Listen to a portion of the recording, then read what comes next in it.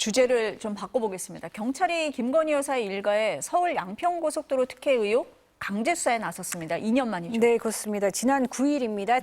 금요일인데요. 이제 경찰이 국토교통부와 양평군청, 또 양평고속도로 타당성 조사를 맡은 용역업체 두 곳에 대해서 이제 압수수색을 실시를 했습니다.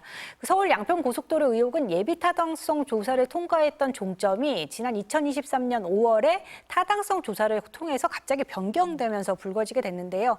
변경된 종점 근처에 김건희 여사 일가의 땅이 있는 게 확인이 되면서 특혜 논란이 일었습니다.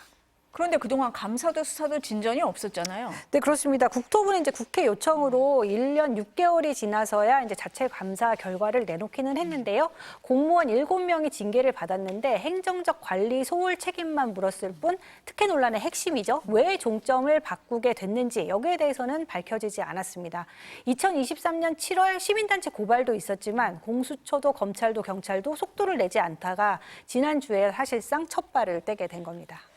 변호사님, 그럼 압수수색을 하면 이 핵심 의혹이 밝혀질 수 있습니까?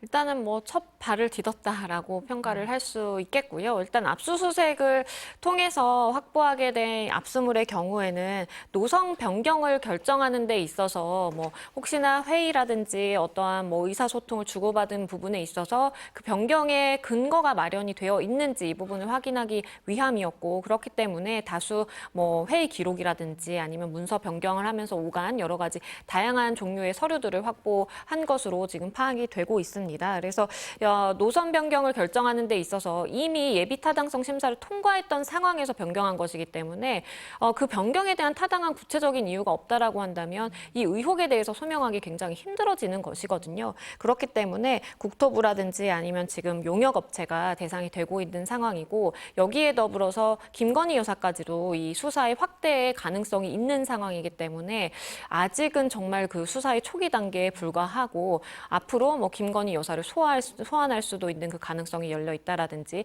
다양한 국면으로 제시가 될 가능성이 있습니다.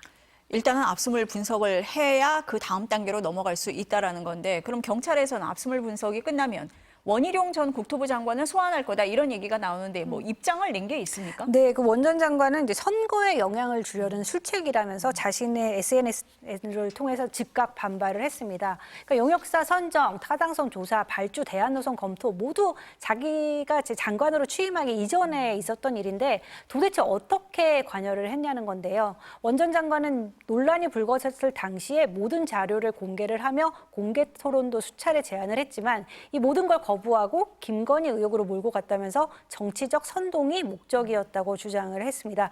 그러면서 특혜를 주기 위해 제가 관여한 사실이 전혀 없었다는 것이 밝혀지면 민주당과 경찰은 어떻게 책임지겠느냐라고까지 했는데요. 하지만 원 전 장관이 뭐 알았다, 몰랐다를 떠나서 뭐 석연치 않은 이유로 종점이 변경됐고요. 또 그 주변에 김 여사 일가의 땅이 포함이 된 거는 뭐 바뀔 수 없는 사실이거든요. 그 시기가 특히 윤 전 대통령 당선 직후라는 것도 특혜를 의심할 수밖에 없는 상황입니다. 고발 2년 만에 수사에 나선 경찰이 어떤 결과를 내놓을지 주목이 됩니다. 네, 문 기자 얘기대로 수사 상황 좀 지켜봐야 될 것 같습니다. 오늘 두 분 말씀 여기까지 듣겠습니다. 감사합니다.